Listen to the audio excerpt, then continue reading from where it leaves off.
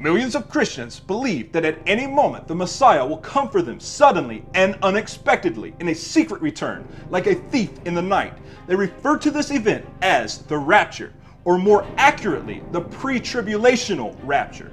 In a split moment, they will suddenly disappear from the earth and be carried into the heavens. The term pre-tribulation means that this event must take place before the time known as the tribulation or distress takes place. In other words, Christians believe that before anything gets bad on the earth and before there's any bloodshed and violence and destruction and tribulation, that they will suddenly be whisked from the earth and not have to go through any type of tribulation in this world. We live in a time of trial and persecution.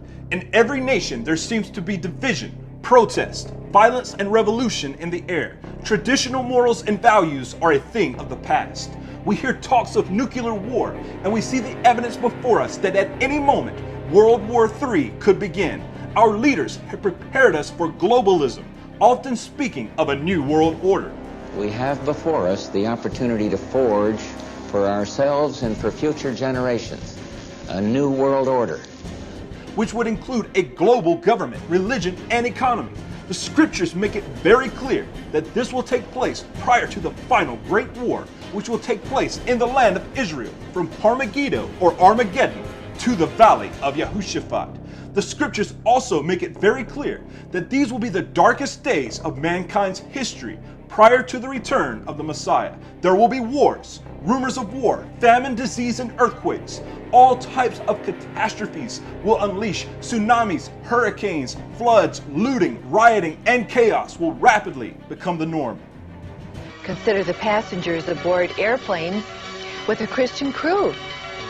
Many believe that the rapture will result in titanic chaos as Christian auto and bus drivers, train engineers, pilots, and others suddenly vanish. The rapture just may create the greatest freeway gridlock in history. The world will somehow have to come to terms with millions of missing Christians. Today, nearly all major TV evangelists believe and teach a pre-tribulational rapture and report that this coming rapture is imminent. There are books on prophecy that promote the rapture, and there are even fictional works, such as the Left Behind series, which has been turned into multiple movies, 4 video games, and even a board game. With all the hype regarding such a teaching, one would assume that this event is exactly and precisely taught in the scriptures. But is it true? Do the scriptures teach the Messiah will come secretly at any moment now and take the Christians from earth before the terrible time of the tribulation begins, and then return a third time at the end of the tribulation to destroy the anti-Messiah as the rapture theory proposes?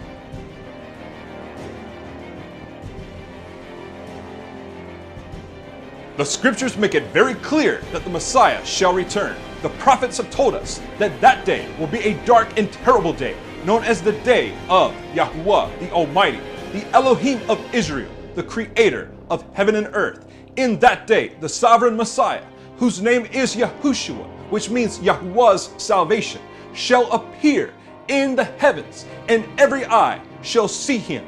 He shall come, and he shall overthrow the governments of this earth, and the kingdom of Yahuwah, Malkut Yahuwah, the kingdom of the heavens, shall reign on the earth. In that day that the Messiah appears in the heavens, we are told that the shofar, the great sounding trumpet, shall sound the teruah blast, the great alarm, and we shall hear the sound of the cry of the voice of the Son of Man. And those who are dead shall raise up, those who are righteous, who died in Messiah, shall rise up to meet him. And those who are alive and remain in that day, after 2/3 of the earth's population has been purged, shall likewise go up and meet the Son of Man. In that day, those righteous people shall become the immortal beings made in the resurrected bodies, fashioned after the sovereign Messiah, whose name is Yahushua. So this is a very critical time period in the scriptures, and it is the foundational belief that not only did Yahushua come the first time, and not only did he die and resurrect on the third day, but that he shall return. But we have to understand the events that must take place before his return. It may surprise you to learn that the term rapture does not appear in your English scriptures. If you search it out, you will find that not only does the term rapture not appear in your English scriptures, but the term is not Hebrew, Greek, or Aramaic in origin. Therefore, it does not appear in any of what are considered the original manuscripts of the scriptures. The Hebrew scriptures, the Aramaic scriptures, or the Greek scriptures do not contain such a word. But if you would want to find a phrase in the Latin Vulgate that referred to this English word rapture, you would find the term rapamir, which comes from rapturo, a Latin word which means to be snatched away or to be caught away. This is very important to understand because, again, you have to go into the Latin Vulgate. The Latin language is the official language of the Roman Catholic Church. You would have to go to the Roman Catholic Church's Latin Vulgate and study this out for yourself to find the term at all. You would not find this anywhere. So it is a bit strange that Protestants would use a term like rapture, which does not appear in their Hebrew or Greek scriptures. It is also important to understand that not only does the term not appear, but the term that does appear, if you go to the Latin Vulgate, appears in a specific context, and there's a reason why it appears in this context. It is found in the book of 1 Thessalonians chapter 4. In 1 Thessalonians chapter 4, we'll begin reading in verse 13. Now, brothers, we do not wish you to be ignorant concerning those who have fallen asleep, lest you be sad as others who have no expectation. For if we believe that Yahushua died and rose again, so also Elohim shall bring with him those who sleep, meaning those who are dead in Yahushua. For this we say to you by the word of the Master, that we, the living, who are left over at the coming of the Master, shall in no way go before those who are asleep. Because the Master himself shall come down from the heavens with a shout, and the voice of the chief Malach, the chief messenger, and with the trumpet of Elohim, and the dead in Messiah shall rise first. Then we, the living, who are left over, shall be caught away together with him in the clouds to meet the Master in the air. The term there, caught away, is what we will find in the Latin Vulgate, that is rapamir, which is where this term rapture originates. So here is the concept. But in the context, we see, then we the living who are left over shall be caught away together with him in the clouds to meet the Master in the air, and so shall we always be with the Master. So then encourage one another with these words. So therefore the context tells us everything that we should be looking for this event, which the Christians call the rapture. What we see here is we should be looking for, literally, an appearing of the Son of Man in the heavens. There should be an actual appearance. There should be the sound of the great shofar, the great trumpet, the teruah blast should be sounded. This is a sound that all will hear, for the very sound of it shall wake the dead. The sign of the so-called rapture should also follow in chronology the actual resurrection of the righteous. So therefore, this event, by definition, within the context of 1 Thessalonians chapter 4, you cannot find an event where this rapture takes place all of a sudden without any warning at all. But rather you see that it takes place suddenly, but there is a context to the entire event. And the context to the entire event is not only the return of the Messiah, but namely the resurrection, which is the key event here. Because the resurrection was the key event that proved Yahushua was the Messiah. He came forth as what is called the first fruits to present himself to the Father in the heavens, and he has been there for nearly 2,000 years. His return, His cry in that day will wake the dead from the earth. Therefore, it is an event that every eye shall see, every ear shall hear. It will not be a secret. It will be as a thief in the night, as we will read later in the scriptures, to snare those who are not watching, namely the wicked, who begin to believe that life will just continually take place as it did yesterday, and that they will continually be able to live in this system, in this world, and everything will just go on as normal, business as usual.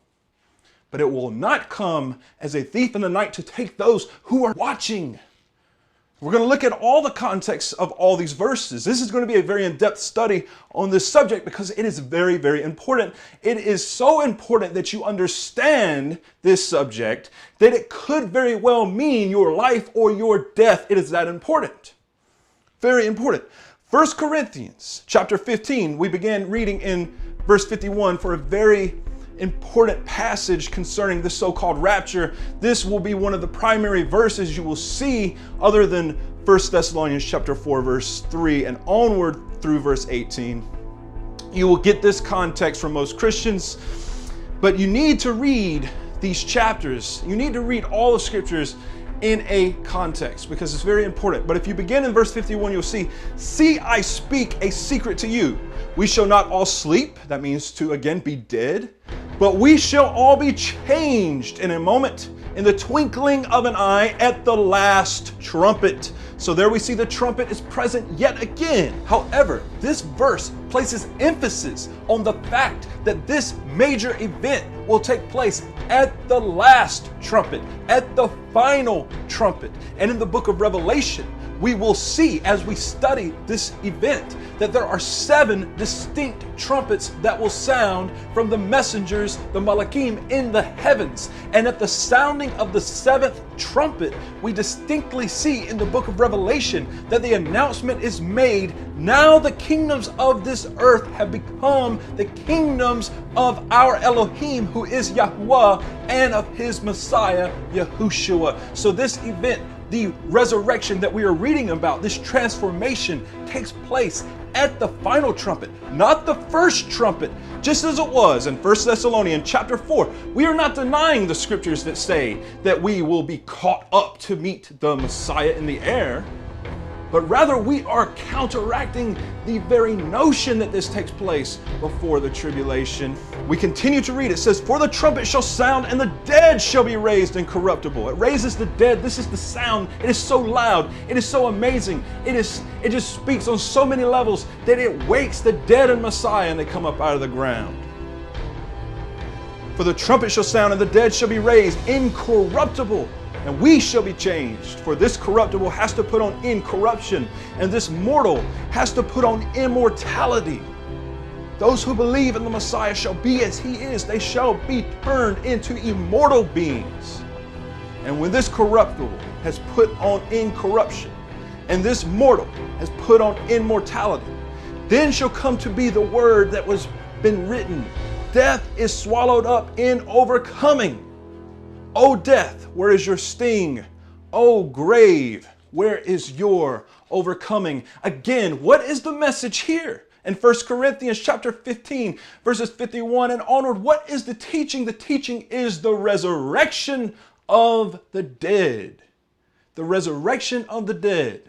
The entire reason that Paul is even addressing them is because of the resurrection. He begins saying again that we shall not all sleep. We shall not all be dead, but we shall all be changed in a moment, in the twinkling of an eye.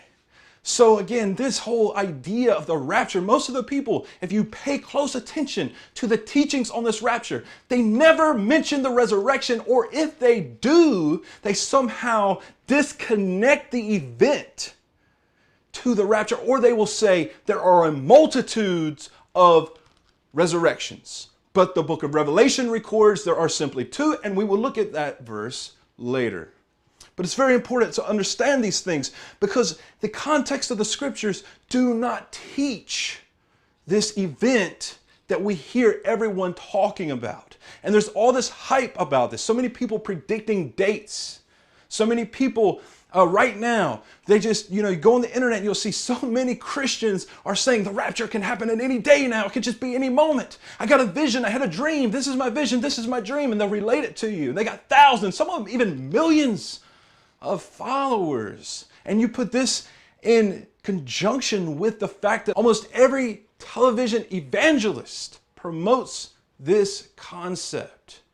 So just about every Christian you meet is going to believe in this if you live in the United States or another westernized country like Canada or, throughout Europe, But historically, this is not the belief of the original believers of Yahushua the Messiah. Okay, so this is the key teaching here. It says that it shall take place when? At the last trump, at the final trumpet. It says, for the trumpet shall sound, and the dead shall be raised incorruptible, and we shall be changed.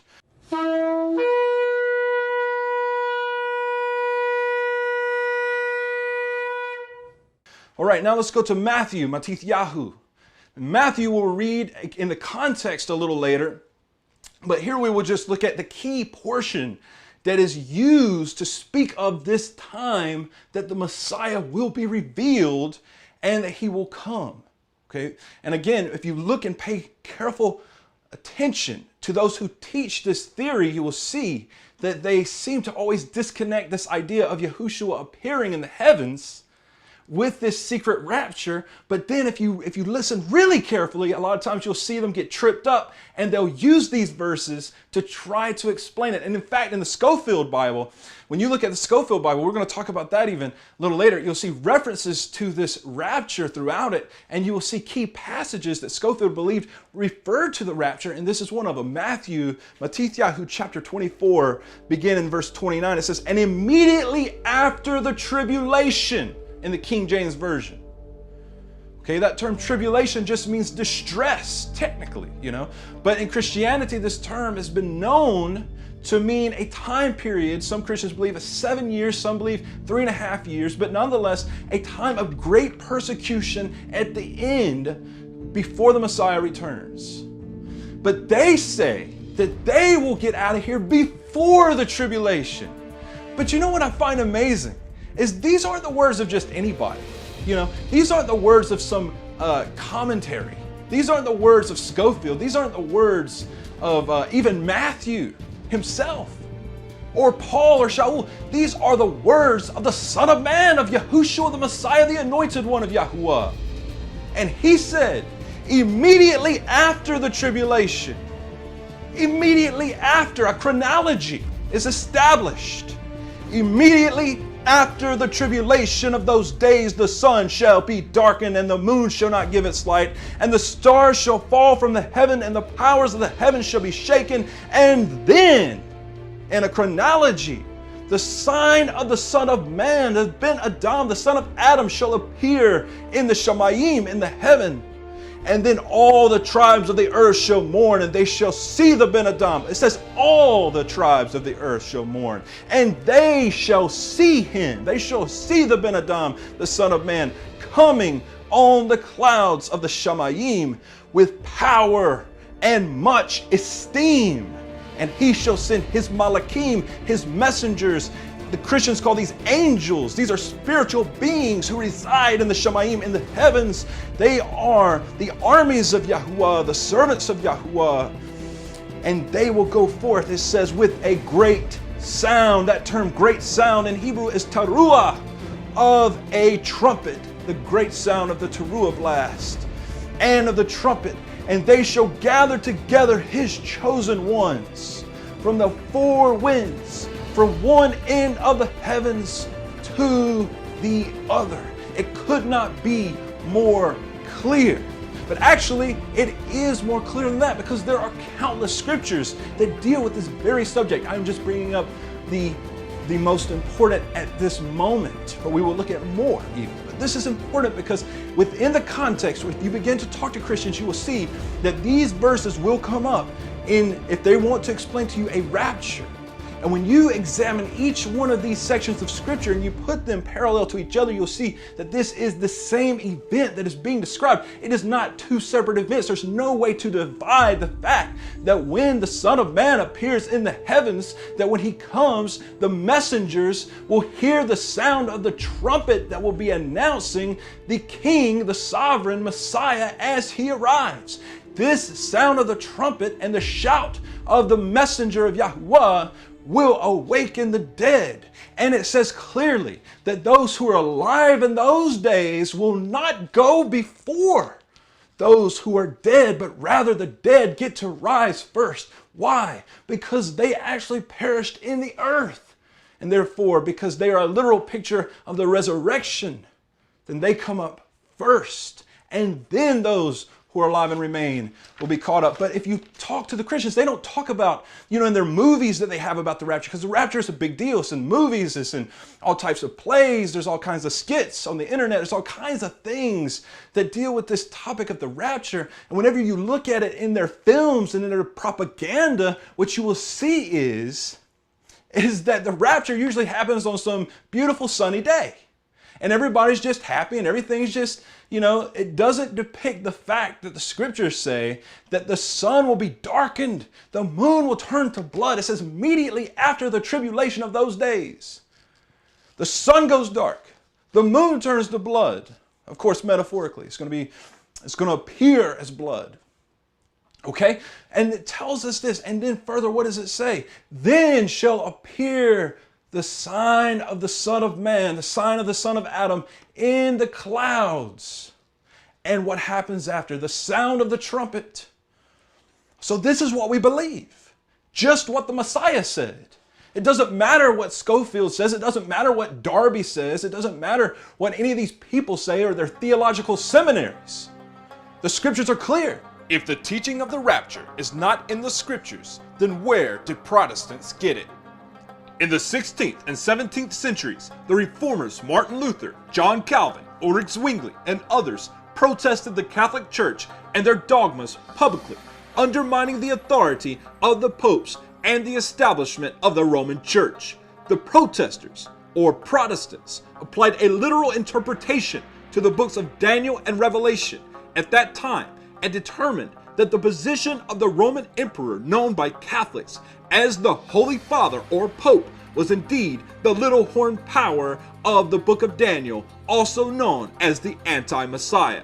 These men publicly condemned the Pope as anti-Messiah, and their movement grew in large numbers. Previously, the Catholic Church would burn at the stake anyone who challenged their dogmas. William Tyndale, the first man to translate the scriptures in the English language, was sentenced to death by the Pope in 1536 to be burned at the stake for the heresy of translating the scriptures. Sabbath keepers and those who kept the Torah, the law of Yahuwah the Most High, were amongst those who burned in the flames of the Roman Catholic Church for the reason of the heresy of Judaizing, as they said. The support for the Reformation became so great that the Catholic Church was forced to attempt reconciliation with the Protestants at the Council of Trent in 1545.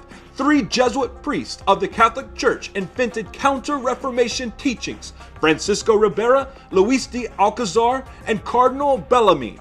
Francisco Ribera developed a commentary on the book of Revelation and created the idea of futurism, which essentially states that all events in the book of Revelation take place a long time in the future and are limited to the final 7 years of history. Therefore, the Pope could not be the anti-Messiah. Jesuit Emmanuel Lacunza built on Ribera's teachings and wrote a book promoting the secret rapture. Lacunza knew that Protestants would not receive a book written by a Jesuit of the Roman Catholic Church.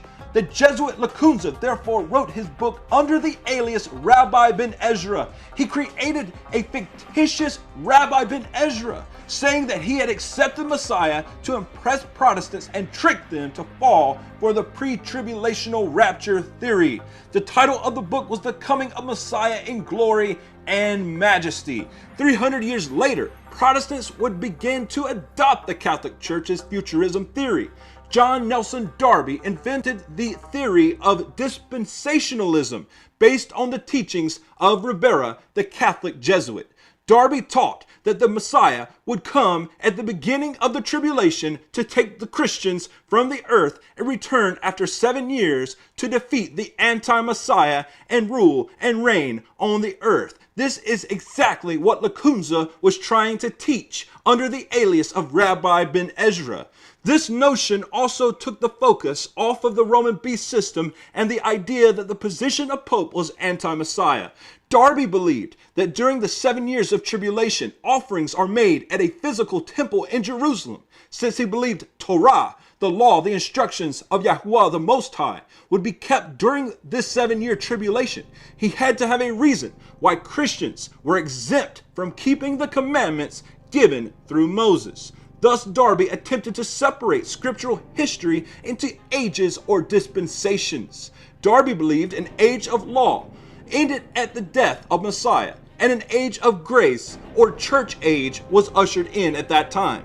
Darby believed the age of law would only be for Israel, and as a result, Darby adopted the idea of a pre-tribulational rapture.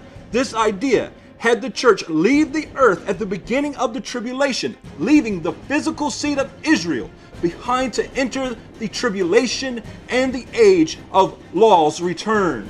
Darby concluded that any Jewish believers in the Hebrew Messiah were no longer Israel or Israelites, but now a part of the Gentile Christian church. Cyrus Scofield carried on the teachings of Darby in his version of the scriptures titled the Scofield Bible. This Bible made mention of the secret rapture in the marginal notes and is a favorite to this day to those who believe in the pre-tribulational rapture theory. To further counter Protestants, the Catholic Apostolic Church formed in 1830. The founders were Catholics who claimed to have had visions that the coming of Messiah would be at any moment. The entire founding of the Catholic Apostolic Church is built on the notion of a pre-tribulational rapture.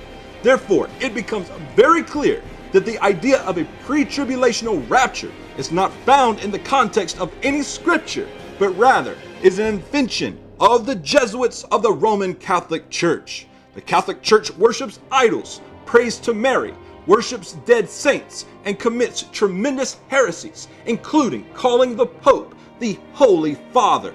The Catholic Church is the reason Protestants observe Sunday instead of the Sabbath, Easter and Lent instead of Passover, unleavened bread, and first fruits. They are the reason Protestants celebrate Christmas and observe Halloween.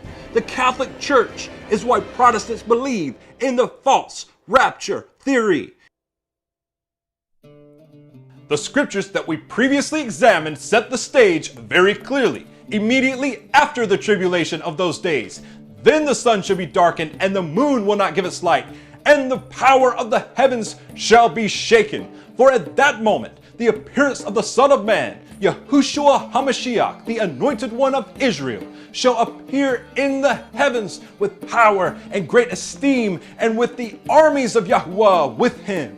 At that moment, the final trumpet shall sound. Yes, the great shofar will sound the teruah blast, the great alarm, and the messenger will shout, and the dead in Messiah will hear the voice of the Son of Man, and they will break forth from their graves and be changed in a moment. In the twinkling of an eye, they will be changed into incorruptible beings, according to 1 Corinthians chapter 15.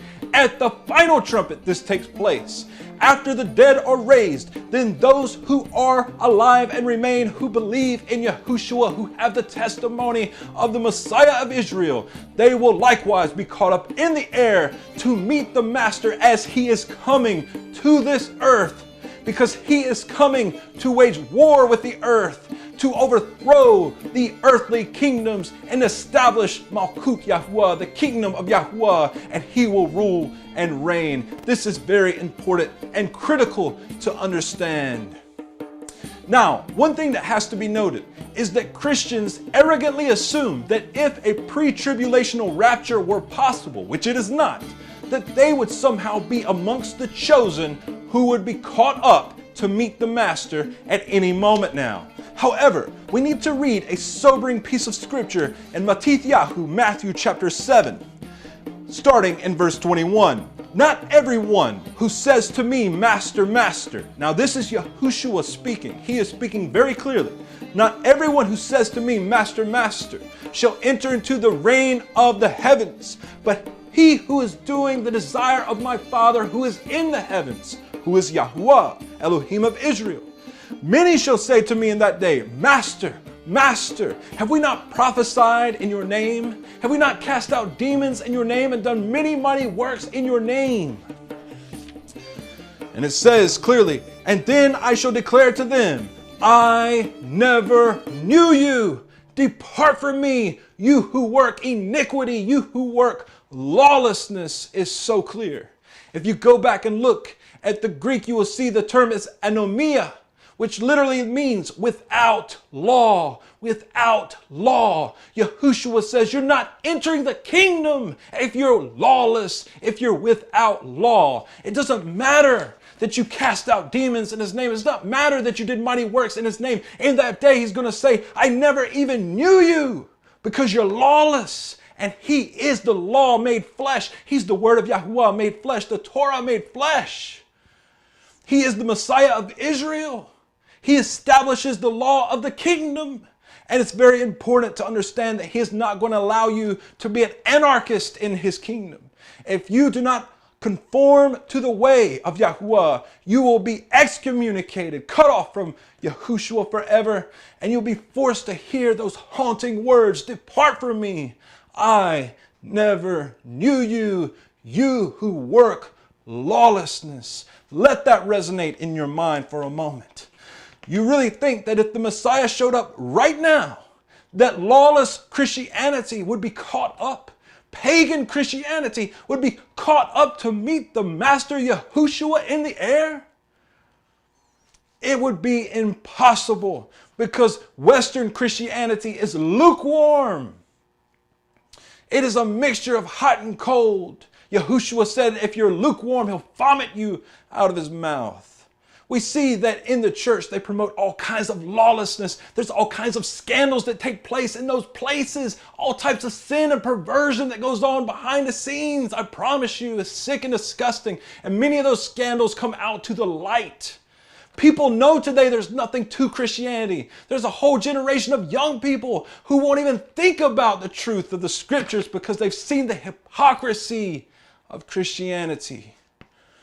Christianity allows all kinds of lawlessness, from breaking the Sabbath all the way to sodomite marriage or homosexual marriage. And they do not allow a man of Yahuwah to speak the truth. They cringe under the truth. They want to be stroked. They want to be patted on their back. They want to be told what a great job they have done. And they just want to sleep. They don't want to know the truth. They want to be entertained. They don't care about the word of Yahuwah. They are illiterate to the word of Yahuwah. They have no idea what the scriptures teach, but yet they think, what a great delusion they believe, that at any moment, if the Messiah came, that they in their lawless state will somehow be caught up to meet the Master, when he clearly says, not everybody who says to me in that day, Master, Master, will enter into this kingdom. Only those who do the desire of my Father. He says, if you say that you did works in my name, I'm going to say, I never knew you, you lawless one. Depart from me. 1 John chapter 3, verse 4 tells us what sin is, because Christians also have no concept of what sin is today.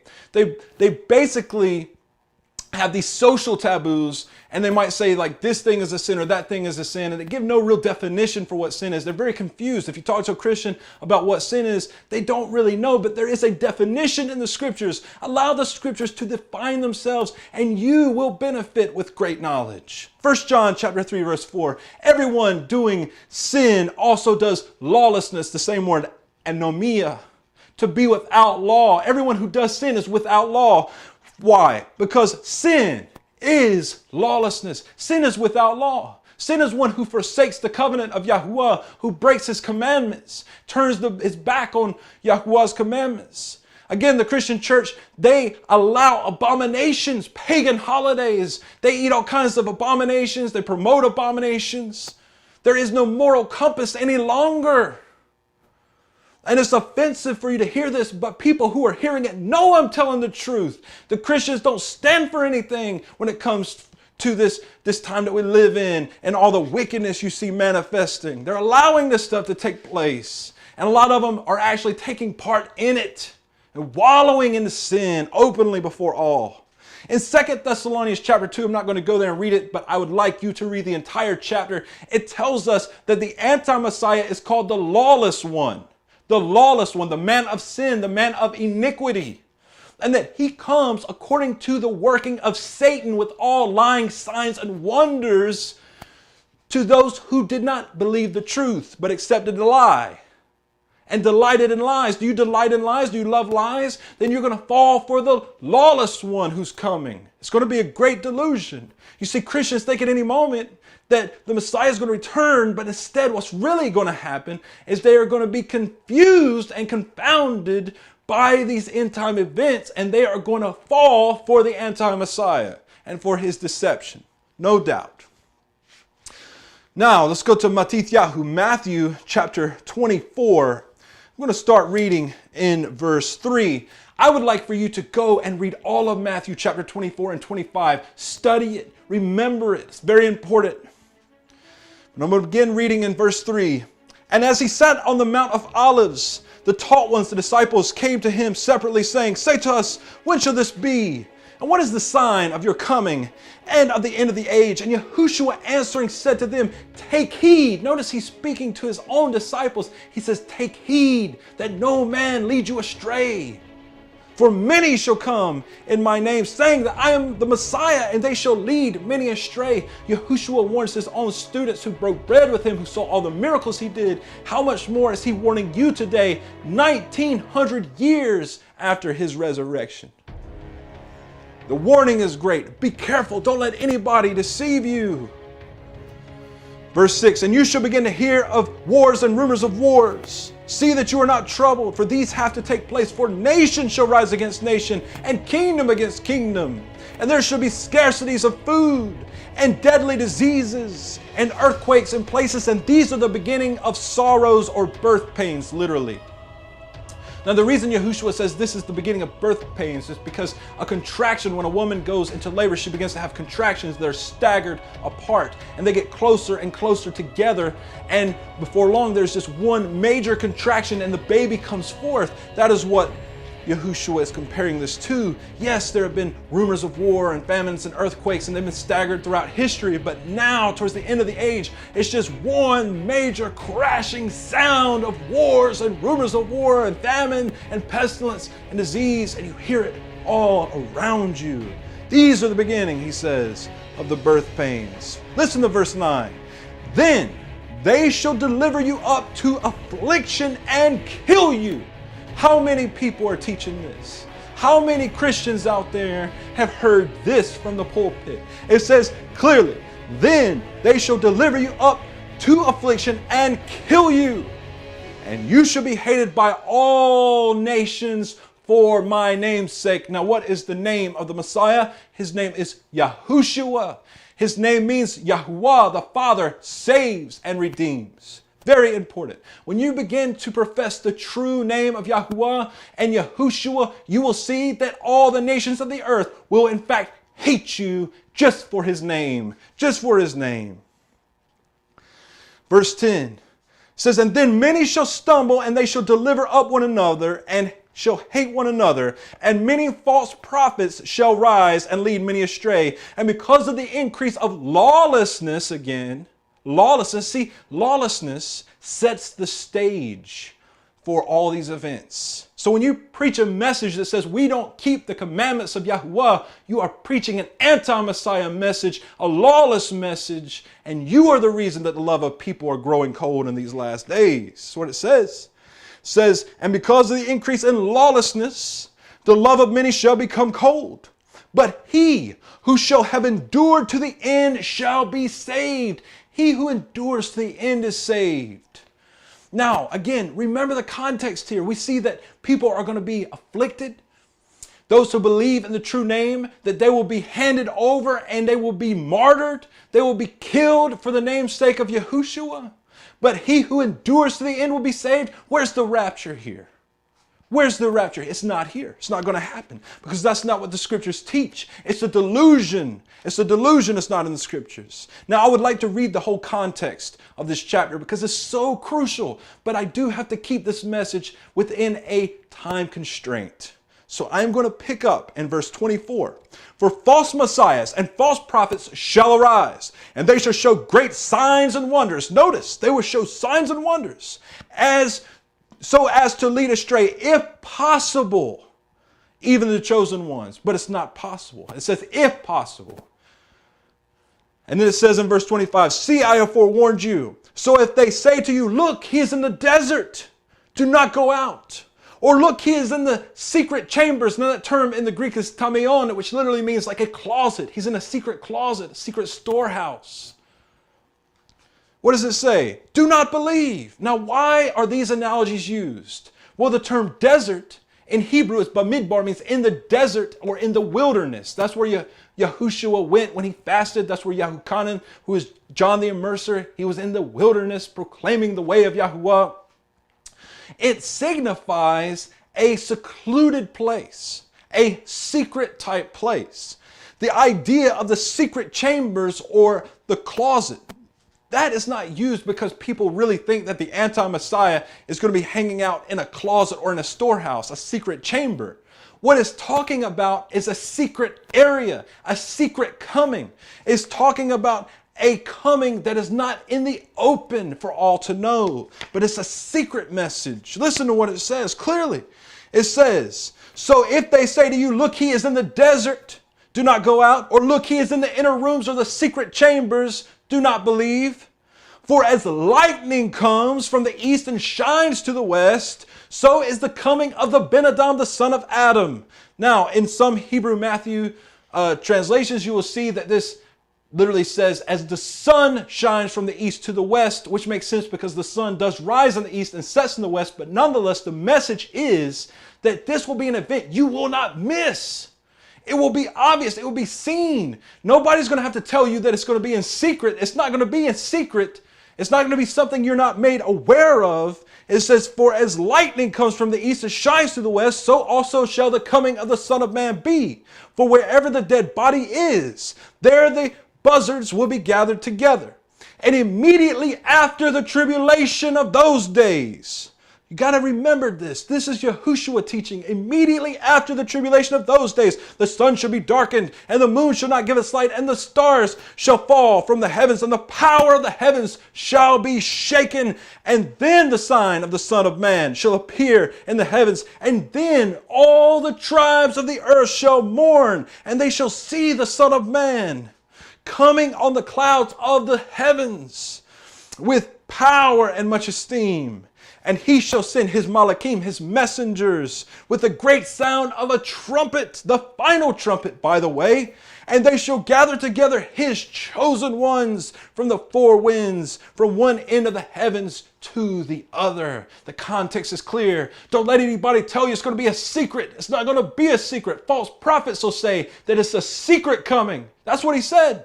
He said they will say it's in secret. They will say he's in the desert. He's coming in secret. Don't believe it, because every eye will witness it. It will be an event unlike any in history when Yahushua HaMashiach splits the sky open and appears with the armies of the heavens to overthrow this earth and its order and to establish the kingdom of Yahuwah. It'll be something you will not miss. You will not miss it. Verse 36 picks up, says, but concerning that day and the hour, no one knows, not even the messengers of the heavens, but my Father only. But yet you have all these Christians predicting dates, saying that it'll happen any moment now. They'll say it happened, on this day or that day, and then it doesn't happen. But Yahushua said that not even the messengers in the heavens. Can you imagine how intelligent these beings are who are in the heavens, and yet they don't even know? It says, but we will know the time frame. We will be aware of the season, but not the exact day or hour. And it says further, and as the days of Noah, so also shall the coming of the Son of Adam be. For as they were in the days before the flood, eating and drinking and marrying and giving into marriage until the day that Noah entered into the ark. And they did not know until the flood came and took them away. So also shall the coming of the Son of Man be. Then two shall be in the field. The one is taken and the other is left. Two shall be grinding at the mill. One is taken, but the other one is left. Watch therefore, for you do not know what hour your master is coming. Now Christians will use these passages to explain the rapture. In fact, the Left Behind series is titled Left Behind to illustrate the idea of this passage. They believe this is the rapture. Two will be grinding at the mill. One will be taken into the rapture, but the other will be left. But is this what the scriptures truly teach? No, not at all. It couldn't be further from the truth. And if you have any idea about these passages, then you will know what I'm saying is true. But we are going to examine in the context what this teaching really is. But first, I want to share something with you that you probably never heard in your life. In the Hebrew book of Matthew, the Shem Tov Hebrew Matthew, when you examine it, you will see in Matthew Matithyahu, chapter 24, verse 40, it reads a little differently than the Greek manuscripts. It says, "Then there shall be two plowing the field, one righteous and the other evil. The one shall be taken and the other one left. Two women will be grinding at a mill. One will be taken and the other one left. This is because the messengers at the end of the world will remove the stumbling blocks from the world and separate the good from the evil." Now that's not what the passage of Matthew reads in the Greek manuscript. It reads differently. But in the Hebrew Matthew, it makes it very clear that the reason that one will be taken and the other left is because the one taken is an evil one that will be taken. Now, doesn't this make sense though? Because what did Yahushua say in Matthew chapter 24? He said, "As the days of Noah, so shall the coming of the Son of Man be." And what did he say further? "For they did not know until when? Until the flood came and took them all away." Now, was Noah taken in the flood? No, he was left, and he and his sons and their wives, they populated the earth. It's very important to understand. They inhabited the earth. It was their reward for being obedient to the covenant. So you cannot use this as a rapture verse. It's impossible. But further, if you don't believe the testimony of the Hebrew book of Matthew and what it says concerning this event, you at least believe the book of Luke in chapter 17. For it reads in verse 34, "I say to you, in that night there shall be two in one bed. The one shall be taken and the other will be left. Two shall be grinding together. The one will be taken and the other one left. Two shall be in the field. The one shall be taken and the other one left." And they answering and said to him, "Where, master?" See, we didn't get that in Matthew 24. "Where, master?" And he said to them, "Where the body is, there the eagles will be gathered together." That's what most versions say. That's what like the King James Version says. I challenge you. Go and look up that word body. Go and look up that word eagle. You're gonna see that the term body there is corpse. It's a corpse. The term eagle, it is literally a buzzard or a vulture. It's very clear. And this can be verified in the Greek, in the Aramaic, and in the Hebrew. All unanimously points to the fact that these are literally corpses that are being picked on by the buzzards. You don't want to be numbered amongst those who are taken. You much rather would want to be one of those in this passage who are left behind. Let me verify this further with some scripture, because I know there's people who've never heard this taught this way, but it's the truth of the scriptures. When you stop reading commentaries and you stop watching movies and you stop putting all that you think you know of the scriptures and invest it in man and their opinions, and you start reading the Word for yourself, the Word comes alive and you'll see the events play out very clearly. Revelation chapter 19 verse 11, and I saw the heaven opened, and there was a white horse, and he who sat on him was trustworthy and true, and in righteousness he judges and fights. And his eyes were as a flame of fire, and on his head were many crowns, having a name that has been written which no one perceived except himself, and having been dressed in a robe dipped in blood. And his name is called the Word of Yahweh. And the armies in the heaven dressed in linen, fine linen, white and clean, followed him on white horses. And out of his mouth goes a sharp sword. With it he should smite the nations, and he shall shepherd them with a rod of iron. He treads the winepress of the fierceness of the wrath of El Shaddai. So this is talking about Yahushua's coming clearly.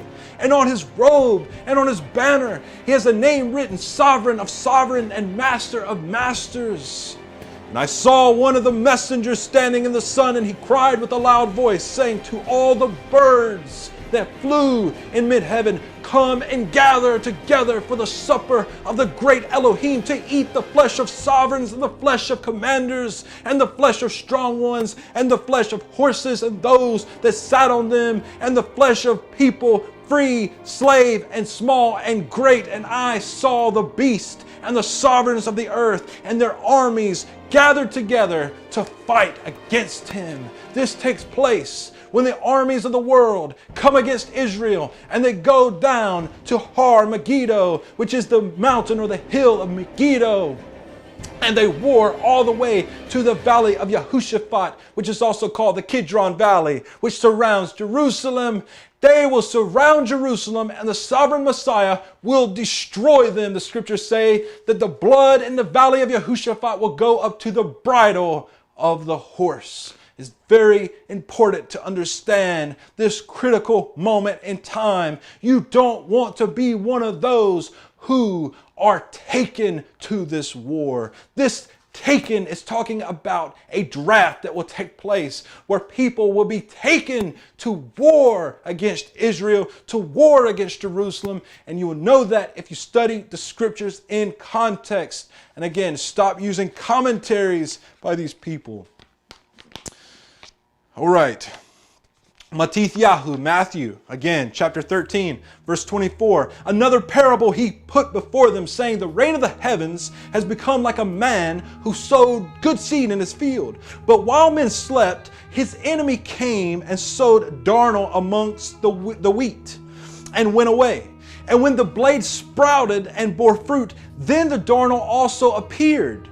And the servants of the master of the house came and said to him, Master, did you not sow good seed in your field? From where then does this darnel come?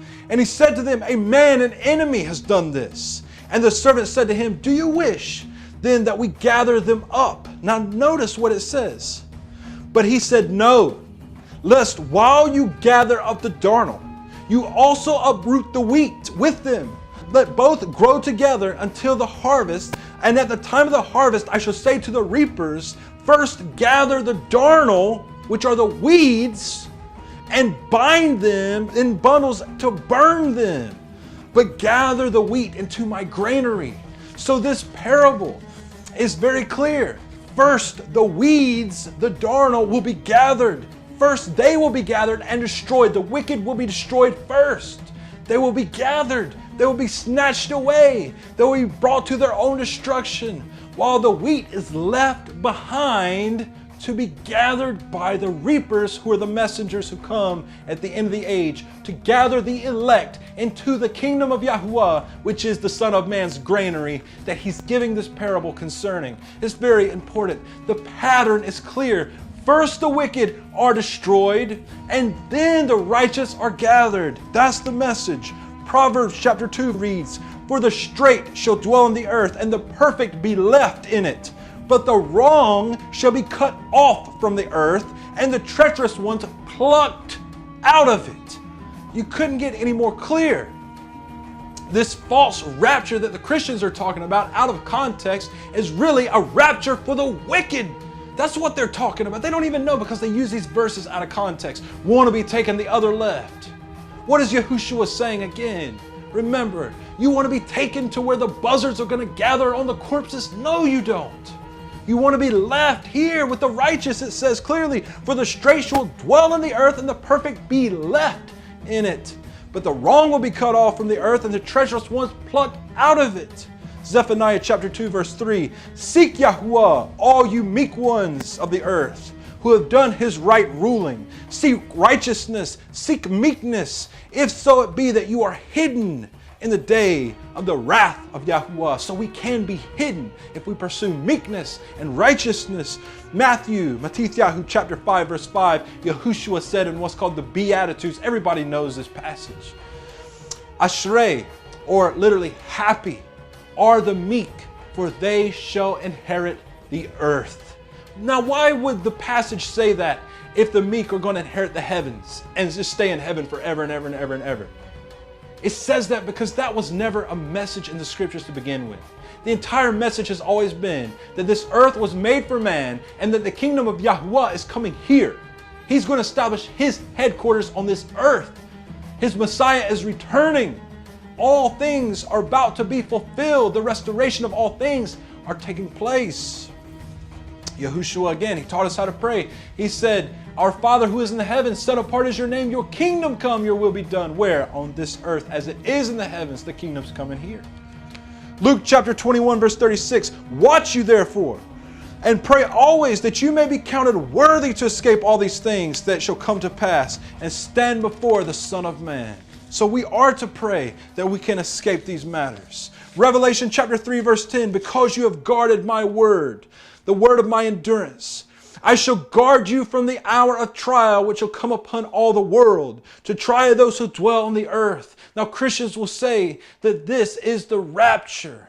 It couldn't be further from the truth.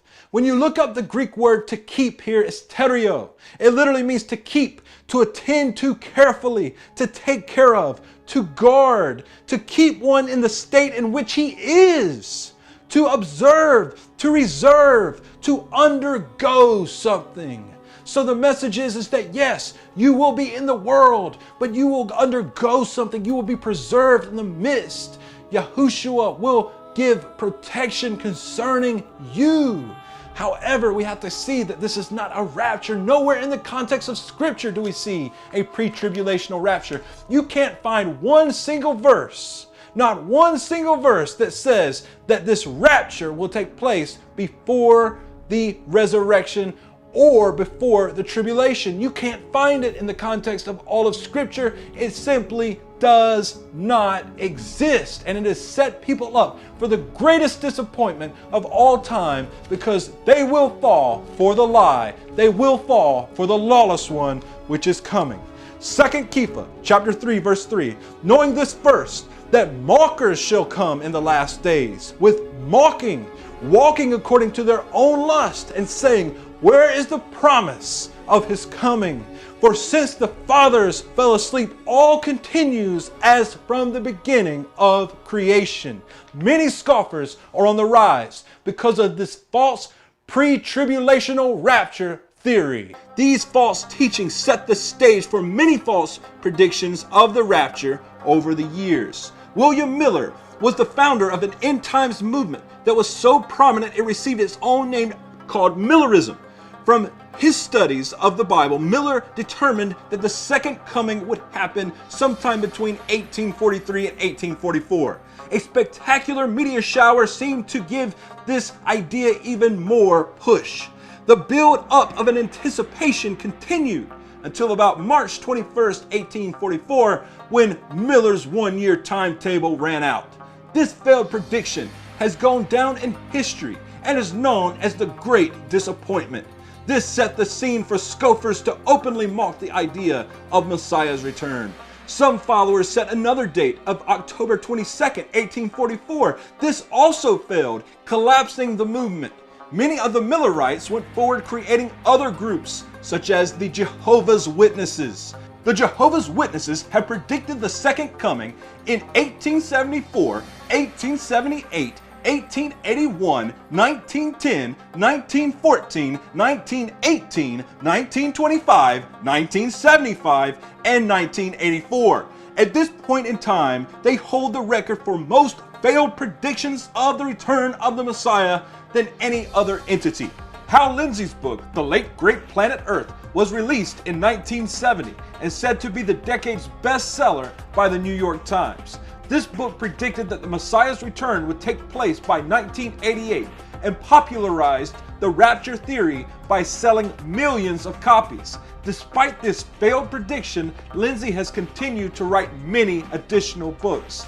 In his other famous book titled The Rapture, he states, "The truth of the matter is that neither a post, mid, or pre-tribulationist can point to any single verse that clearly says the rapture will occur before, in the middle of, or after the tribulation." This comes from The Rapture by Hal Lindsey on page 32. This is very important because the scriptures teach in Matthew 24 verse 29, immediately after the tribulation of those days. Russell S. Dalton directed a movie in the 1970s called A Thief in the Night, and this gave even more push for this idea of a rapture. This movie was followed up by 3 additional movies made by Dalton in the 1980s. In 1988, the book 88 Reasons Why the Rapture is in 1988 came out. When this prediction failed, the same author published a book in 1989, the very next year, called 89 Reasons Why the Rapture is in 1989. The Left Behind series was first published between 1995 and 2007 by Tyndall House, a firm with a history of interest in dispensationalism.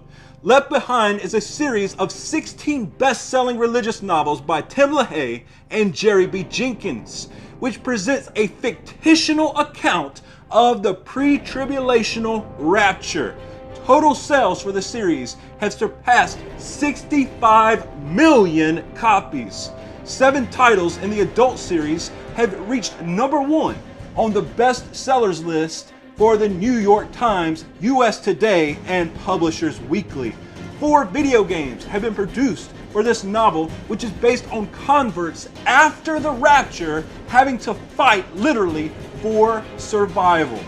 And we, of course, are grateful that our dear friend, Dr. Tim LaHaye, along with Dr. Jenkins, did the Left Behind series.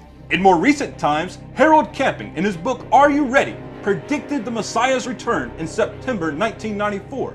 When this prediction failed, he made a new prediction that the Messiah would return May 21st, 2011. Harold Camping advertised on 2,000 billboards across the United States, and he was on 55 radio stations promoting this nonsense, the failed return. The year 2000 was a key time. Many people believed because of Y2K, somehow there could be a rapture at any moment. When 2012 came along, the Mayan calendar supposedly ended, and many Christians believed at that time that a pre-tribulational rapture could happen December of 2012.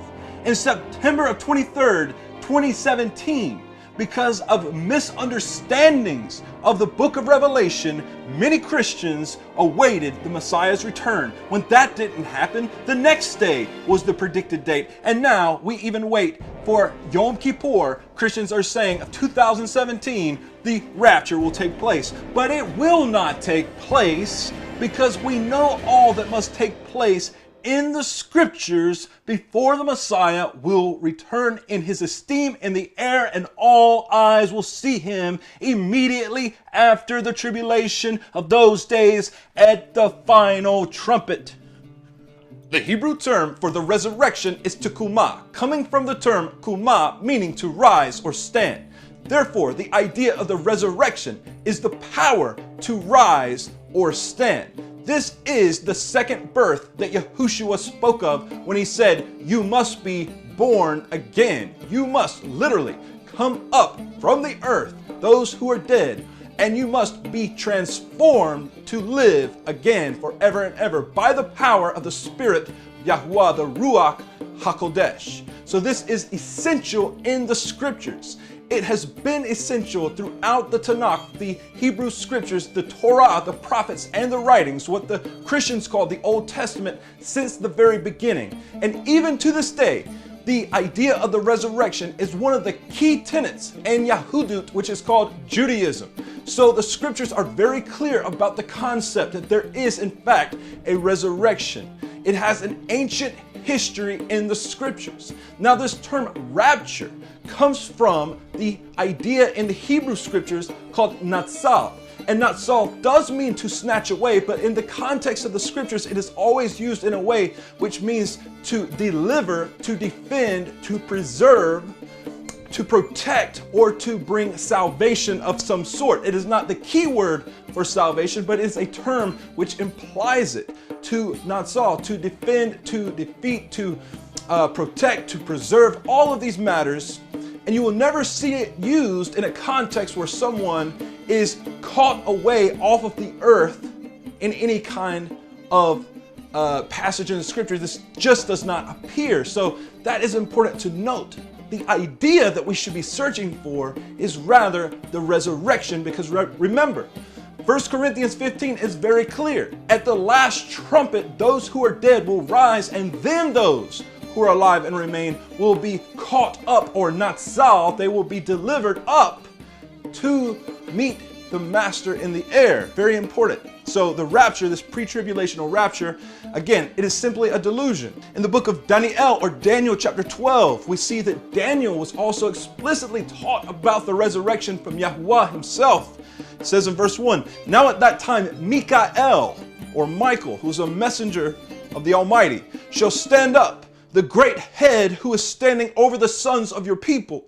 And there shall be a time of distress." Now in the King James, obviously they use the term tribulation because that's a key term. When a Christian sees the English word tribulation, they know this speaks of a time at the end. So here, yes, the term is distress, but that is what tribulation means, okay? So it'd be a time of tribulation, such as never was since there was a nation until that time. And at that time, your people shall be delivered. But that is not the term natsal. That is not the term saying they'll be snatched up off the earth. It says, everyone who is found written in the book. Now listen to what it says, verse 2. "And many of those who sleep in the dust of the earth will wake up, some to everlasting life and some to reproaches, everlasting abhorrence." So we know that nobody's getting out of here. There is no deliverance that's going to take place where anybody's taken up into the heavens at all until after the resurrection. We've already established this. But here we see clearly, it says that there will be two types of resurrections. It says, "And many of those who sleep in the dust will wake up, some to everlasting life, and some to reproaches, everlasting abhorrence. And those who have insight shall shine like the brightness of the expanse, and those who lead many to righteousness like the stars forever and ever. But you, Daniel, hide the words and seal the book until the time of the end. Many shall diligently search, and knowledge shall increase." And surely knowledge has increased. And the book of Daniel is unsealed, but we cannot talk about all that here in this particular teaching. But we can clearly understand the book of Daniel, the prophet, and the prophecies that were laid out in his book, and they are echoed in the book of Revelation. The book of Revelation is basically a summary of previous prophecies with a lot of additional information, obviously, from Yahushua, the Messiah, that he related to his student, his beloved student, Yahuchanan, who's called John. Now, that same chapter, chapter 12, when we get down to the final verse, verse 13, this is what is said to Daniel. "But you, go your way until the end, and rest, and arise to your lot at the end of days." What is he talking about here? He's obviously saying that Daniel is going to die. He's going to rest in the earth, and he is going to be awakened. He is going to experience hakutz, the awakening of the righteous that will take place. And yes, the form of kutz appears here in this passage where it refers to the awakening of the dead. Very important. So this is the key teaching. This has been the key teaching. So when Yahushua, the Messiah, comes on the scene and he teaches about the resurrection of the world to come, he's not bringing a new teaching that was not formerly understood by the Israelites. They knew this.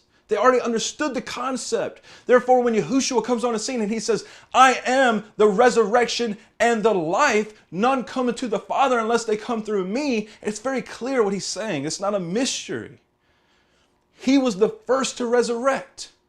He resurrected, but look at what happened to his body. It was crushed. What are the assemblies of Yahushua called? The body of Messiah. Listen to what Yahushua says concerning the resurrection. Yahuchanan chapter 5, John chapter 5, verse 28. Do not marvel at this, because the hour is coming in which those who are in the tombs shall hear his voice. Talking about Yahushua himself. He's talking about himself in the third person here. And he says, and shall come forth those who have done tov, those who have done great works to the resurrection of life, and those who have practiced ra, evil matters, to a resurrection of judgment. So there's two types of resurrections that are clearly taught here, not just for the righteous. See, that's where many are even confused. Christianity's teachings are so confusing, and many teachings out there are so confusing that it's hard to even cut through all of their lies because people have so many preconceived notions. But when you teach straight from the scriptures, all of those notions begin to be cut away, and you see a simple truth. And the simple truth is that the resurrection is not just for the righteous. There's a righteous resurrection. There's also a wicked resurrection. Two types of resurrections are taught in the book of Daniel and also by Yahushua himself. Now, for a moment, also want to look at Shaul, who's called Paul. Now, most Christianity will base everything that they believe upon Paul himself. Originally, his name, again, is Shaul. It never says in the scriptures his name was changed. Many Christians believe that Yahushua changed his name, all these different things. Never says anything like that. I'm not even going to get into any of that. But the point is, this man that they call Paul, they establish all of their beliefs upon him alone, and they will omit things that Yahushua stated and rather reference Paul, but they do so out of context over and over and over again. They don't even understand who the man was. But if we look at Acts chapter 24, verse 5, we see that he was incarcerated and he was brought before Felix. And in verse 5, he was called by the Yahudim, the Jews who were accusing him, a ringleader of the sect of the Nazarene, or the Nazarenes, as it's usually translated.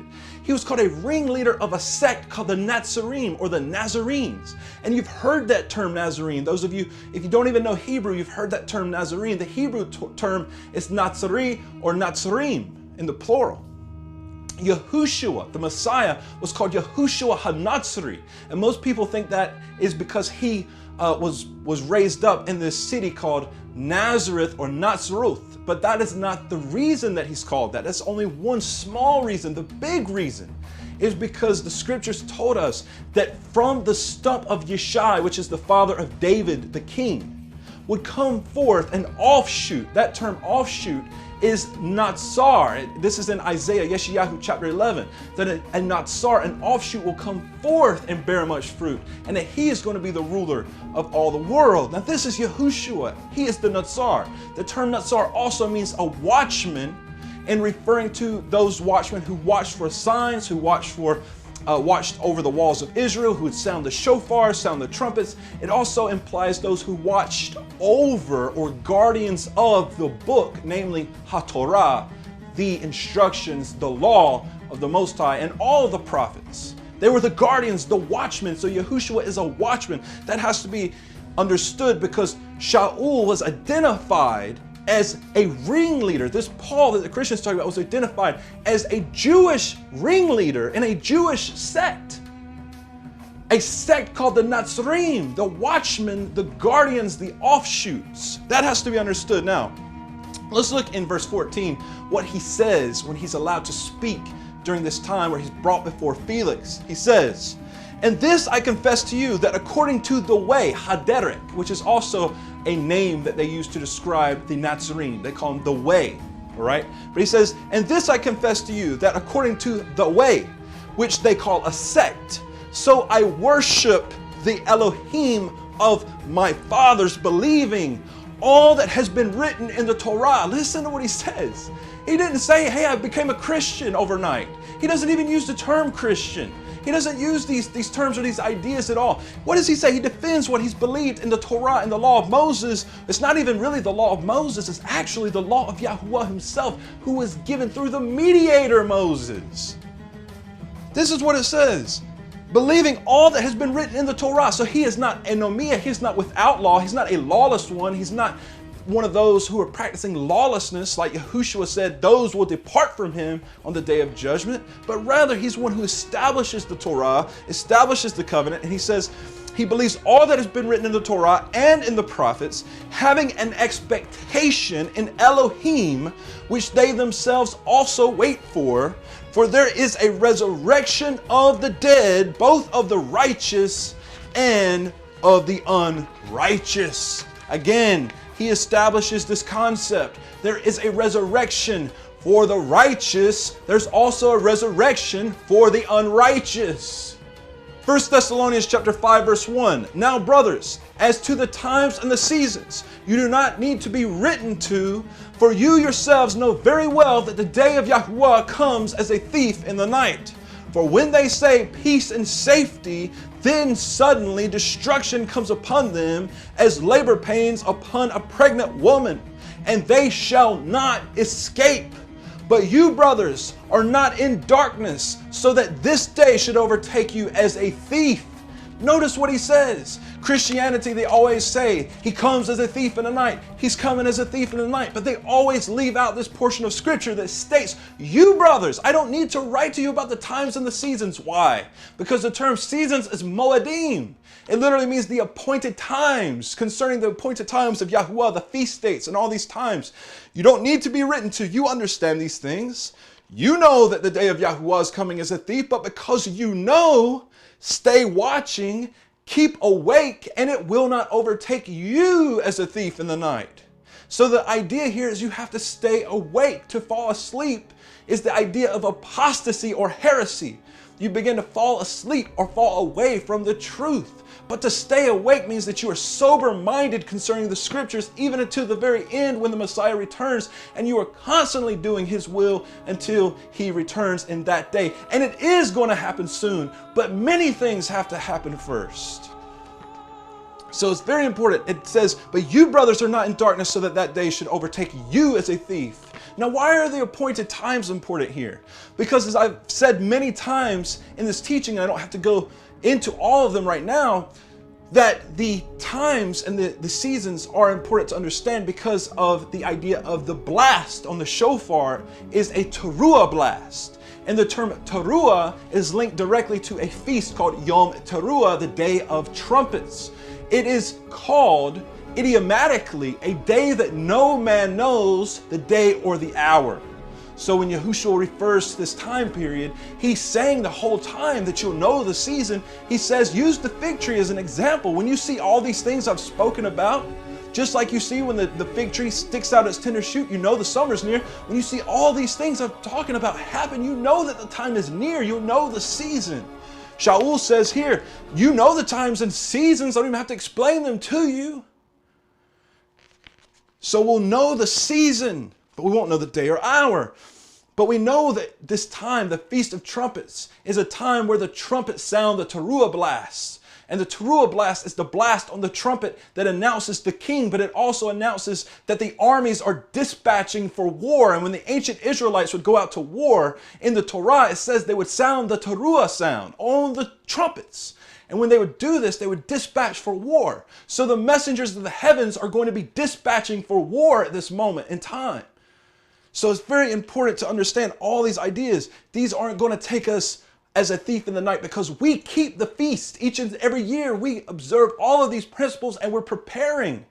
The term for the feast, one of them is called Kodesh Mikra or Mikra Kodesh, which literally means a set apart gathering, but it also means a rehearsal. We are rehearsing, we are practicing, we are preparing, we are awake, we are watchmen, we are Natzarim. That's why it doesn't take us off guard, because we're watching Yahushua. Again, it's called Yahushua HaNatzari. That can mean the watchman. It can mean the offshoot, the one from Nazareth. It can mean all of those things. His students were originally called Natzarim. They weren't even called Christians. When you look in the scriptures, you'll see that they were first called Christians by Greeks In Antioch, they didn't call themselves that. Other people called them that. That's what other people titled them as. They titled themselves as Nazarim, as the guardians, the watchmen. Why? Because they're watching for the Messiah's return. Therefore, it won't come as a thief in the night to take them away unaware. Now, John chapter 17, verse 14 says, I have given them your word. This is Yahushua speaking to his Father. He's praying. He says, I have given them your word, talking about his students. And the world hated them because they are not of the world, as I am not of the world. What does he say in verse 15? I do not pray that you should take them out of the world. I do not pray that you should take them out of the world. Very clear. But you keep them from the wicked one. So you preserve them in the world. Don't take them out of the world. This is Yahushua's teaching. Why? Because it's consistent with the original message. Remember, the original Israelites in the wilderness were the kahal, the assembly. And before they were in the wilderness, they were in the land of Egypt, suffering under hardships from Pharaoh. And Yahuwah poured out 10 plagues upon the land of Mitzrayim, or Egypt. But notice the Israelites were not taken out of Egypt during the plagues. No, they were rather preserved and protected in the land of Goshen, and the plagues did not come upon them. But when were they redeemed? At the final plague, at the very end. This is the same message we're teaching that's consistent with the scriptures. There will be plagues. If you look at the 10 plagues in the book of Exodus with the Israelites in Mitzrayim, or Egypt, you'll see that they are echoed in the book of Revelation. They are echoed, paralleled. Therefore, the idea that you are going to be removed when the Israelites weren't is ridiculous. Rather, you will be preserved in the midst, some of us. But many of us will also lay down our lives for the testimony of Yahushua, as the scriptures say, because we're going to go through this tribulation, because Yahushua said, I pray to you, Father, that you don't take them out of the world. 1 Thessalonians chapter 3, verse 4. For indeed, we did inform you beforehand, when we were with you, that you would suffer, and the King James Version uses the term tribulation. So it says, we have warned you beforehand that you would suffer tribulation. And so it came to be, as you know. 1 Thessalonians chapter 5, verse 9, because Elohim, Yahuwah, did not appoint us to wrath, but to obtain deliverance through our Master Yahushua Messiah. And the Christians will quote this passage. And they'll say, we won't go through tribulation, even though we just read several verses that say you're going to go through tribulation. You go through the tribulation to even enter into the reign of Elohim, according to Thessalonians. But they'll say, no, you don't. We're not appointed to wrath. You see this verse? We're not appointed to wrath. And they're right. Because you see, when you read the context of this verse, you're going to see that the wrath is talking about the wrath of Yahuwah, the Almighty, when he judges the wicked. Yes, we know that we're not appointed to that wrath, to the judgment. We know this. This is a clear teaching. This has nothing to do with a pre-tribulational rapture, though. We're going to go through tribulation. We are the body of Messiah. Yahushua, the Messiah himself, went through tribulation before he came to the resurrection of his life. When you look at Noah, he went through the tribulation of preaching. The book of Kepha says that he taught for 100 years and there were no converts. No one listened to his voice. He was in that wicked generation. And he was spared from Yahuwah's wrath. How? Through the ark. He was preserved. He was preserved. Yahuwah has a way of preserving his people through his wrath. Remember, when we look at Lot and Sodom and Gomorrah, Sodom and Gomorrah were destroyed by Yahuwah's wrath. But he redeemed Lot. Did he take Lot out of the world? No, but just to a nearby city. So it's ridiculous. These concepts are ridiculous. It's not in the scriptures. These aren't in the scripture. You're setting yourself up for failure and for disappointment if you put your trust in this. I know the idea of tribulation is scary. I know these things that the scriptures talk about. It sounds scary, dark and terrible times, wars, rumors of war, the anti-Messiah, the mark of the beast, all these things. I know you want to not have to go through these things. You don't want your children to go through these things, but you can't lie to yourself. You can't continue lying to yourself, but Christians lie to themselves and lie to their children about things like Santa Claus and Easter Bunny, so I guess this is just part of it. But if you're not one of those, and you're serious about this thing, I'm talking to you. Wake up, it's time to wake up. There's no rapture, no pre-tribulational rapture. And this thing that you call the rapture doesn't happen until immediately after the tribulation of those days and after the resurrection. And in Hebrew, it's called natsal. Okay, so it is a Hebrew concept.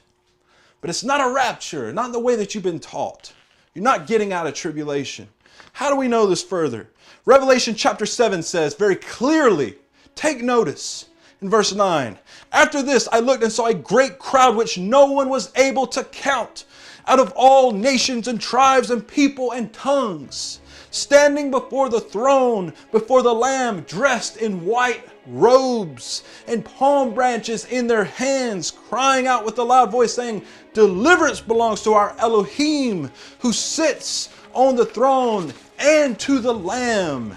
And all the messengers, the Malachim, the spiritual beings in the heavens, stood around the throne, and the elders, and the four living creatures, and they fell on their faces before the throne, and worshipped Yahweh, saying, Amen.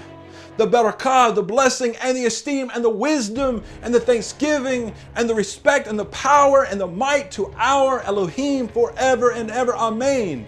And one of the elders responded, saying, who are these dressed in white robes? Listen carefully. And where did they come from? Verse 14, and I said to him, Master, you know. And he said to me, these are those coming out of the great tribulation, having washed their robes and made them white in the blood of the Lamb. Christians teach that these people are just somehow converts that convert after the rapture.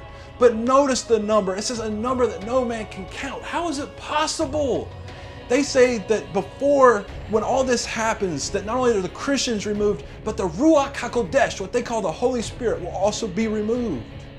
It is not possible for a man to even convert without the Ruach HaKodesh to set apart wind and breath. But because they teach these weird teachings about how you're first saved, and then you're filled with the Spirit, and then you're sanctified, and all these different things, instead of seeing it as all one unified return or repentance, which in Hebrew is teshuvah, they put layers to it. So they think that there are Christians who are saved but are just not filled with the Spirit. But the scriptures teach that you can't even be quote unquote saved unless the Ruach of Yahuwah, the Spirit and breath of Yahuwah, the Almighty, draws you to the truth. So if the Spirit is removed from the earth, nobody's going to get saved. But this text clearly tells us that it says these are those who came out from the great tribulation. Listen, having washed their robes and made them white in the blood of the Lamb. These are martyrs of Yahushua HaMashiach. You have to understand, this is very important. When you put together all the numbers of the people who call themselves Nazarene and believers of Yahushua, the Messiah, all over the world, you will find that in every 6 minutes, at least one martyrdom takes place. Within the past year, there has been about 100,000 martyrs, most of them in the Middle East. And in the Middle East, they call themselves Nazarene or Nazariah. They don't call themselves Christians like, people in the West do. And they also use a lot of the original names.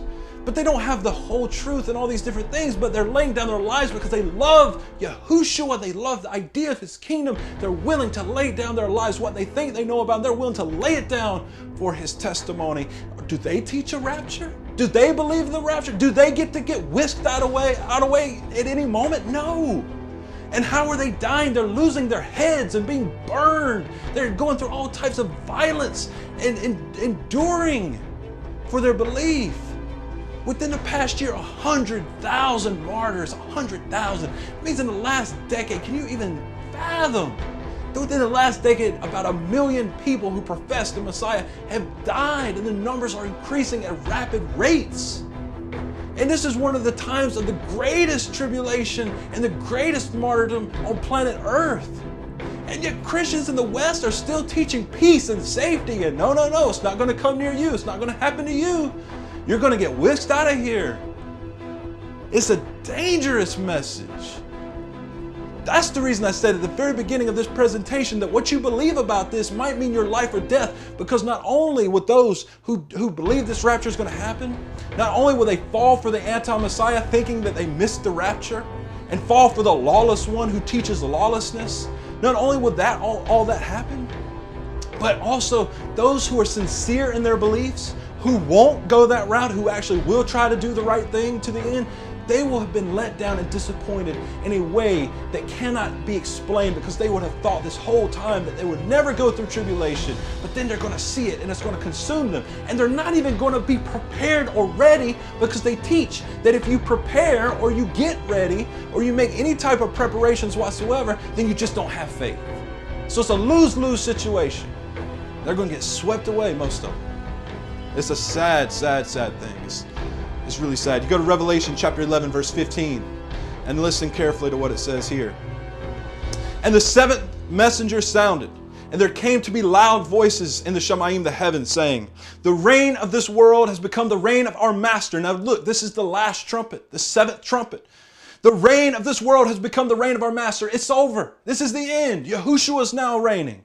The reign of this world has become the reign of our master and of his Messiah, and he shall reign forever and ever. And the 24 elders sitting before Elohim on their thrones fell on their faces and worshipped Yahuwah, saying, we give you thanks, Yahuwah El Shaddai, the one who is and was and who is coming, because you have taken your great power and began to reign. And the nations were enraged, and your wrath has come. And the time of the dead to be judged, and to give the reward to your servants, the prophets, and to the Kodesh ones, the Kodoshim, and to those who fear your name. Notice, those who fear your name, the name of Yahuwah the Almighty. Small and great, and to destroy those who destroy the earth. So this is very important. We see at the final trumpet, obviously, this is the moment that the Messiah begins to reign. This is the moment in time that we are announcing, and it says it was the time that the dead were to be judged. Now, let's go to Revelation chapter 20, Chazon chapter 20, verse 1. And I saw a messenger coming down from the heaven, having the key to the pit of the deep and a great chain in his hand. And he seized the dragon, the serpent of old, who is the devil and Satan, and bound him for 1,000 years. Now, this happens when Yahushua shows up on the scene. And he threw him into the pit of the deep and shut him up, and set a seal on him, so that he should lead the nations no more astray until the 1,000 years were completed. And after that he is to be released for a little while. And I saw thrones, and they that sat on them, and judgment was given to them, and the lives of those who had been beheaded because of the witness they bore to Yahushua. Notice, those who were beheaded for their testimony of Yahushua are sitting on thrones. And it says, and because of the word of Elohim, and who did not worship the beast, nor receive his image, nor receive his mark upon their foreheads or upon their hands, and they lived and reigned with Messiah for 1,000 years. Now listen what it says. And the rest of the dead did not come up until after the 1,000 years were ended. This is the first resurrection. So clearly, those who were beheaded, who rejected the beast, that means the beast had made himself known on the earth while they were still there. They rejected the beast. They rejected his mark. They reject all worship of the beast. They were beheaded for Yahushua, is what it clearly says. And it says that they made it in the first resurrection. How is that physically possible? If the tribulation begins with the first trumpet snatching away all believers, and the resurrection happens then, before the 7-year tribulation or 3.5-year tribulation, however Christianity looks at it. We're not even going to get into all that right now, because this teaching is already too lengthy. But the point is, how is it mathematically possible? How is it possible physically? If the resurrection happens first, that these martyrs who reject the beast and reject the mark of the beast and reject the anti-Messiah, how is it that they make it in the first resurrection? The only way this is possible is if the resurrection and the catching away takes place at the end of the tribulation. That gives them enough time to reject the beast, to reject the mark of the beast, and to lose their lives as martyrs. And that's the only way. Otherwise, you have a rapture and a resurrection happening. You have 7 years of tribulation where the martyrs will be beheaded and reject the idea of the mark of the beast. And then you have no other chance for them to be resurrected at all until after the 1,000 years. Because remember, there's only 2 resurrections. There's only 2. There's not 3, there's not 4. I mean, there are Christian teachers who say, well, there's 3, there's 4, there's, if you understand the feasts, if you understand the feast and the harvest, you'll understand there's multiple harvests and there's multiple. No, that's not true. We keep the feasts And nowhere in the feast is there a pre-tribulational rapture. And then they'll say, well, if you understand a Jewish Hebrew wedding, then you'll understand the rapture is somehow mystically embedded in the concept of the Hebrew wedding. Well, I've participated in a number of Hebrew weddings. I've seen a number of Hebrew weddings. I've even led a Hebrew wedding, and I have never seen the concept of a rapture theory in the Hebrew wedding. It does not exist. It's a myth. What does it say? What does it say again? Notice. It says, and they lived and reigned with Messiah for 1,000 years. That's at the end of verse 4. Verse 5, and the rest of the dead did not come up to life until the 1,000 years were ended. This is the first resurrection. Verse 6, blessed and set apart. Baruch and Kodesh is the one having part in the first resurrection. The second death possesses no authority over these. They shall be Kohanim, they shall be priests of Elohim and the Messiah, and shall reign with him 1,000 years. So clearly you see here that the martyrs of Yahushua will reign with him during the 1,000-year reign. They will be resurrected when? As we said at the very beginning, immediately after the tribulation of those days, at the last trump. It doesn't matter how much Hebrew or Greek or whatever you know, the context of the scriptures is very clear. Even in a King James version or whatever version you're going to use, we see that this is the teaching. So I leave you with this idea from Yahukan and John, the words of the Master Yahushua in chapter 16, verse 33. These words I have spoken to you, that in me you might have shalom or peace. In the world you will have tribulation, but take courage. I have overcome the world. This is my message to you. Take courage. Our Messiah, the Word of Yahuwah made flesh, he overcame death. And even if the tribulation comes and consumes you and brings you down to the depths of the grave, if you put your belief in Yahushua, when the Son of Man comes, you will hear his voice and rise from the grave. This is the truth concerning the rapture theory.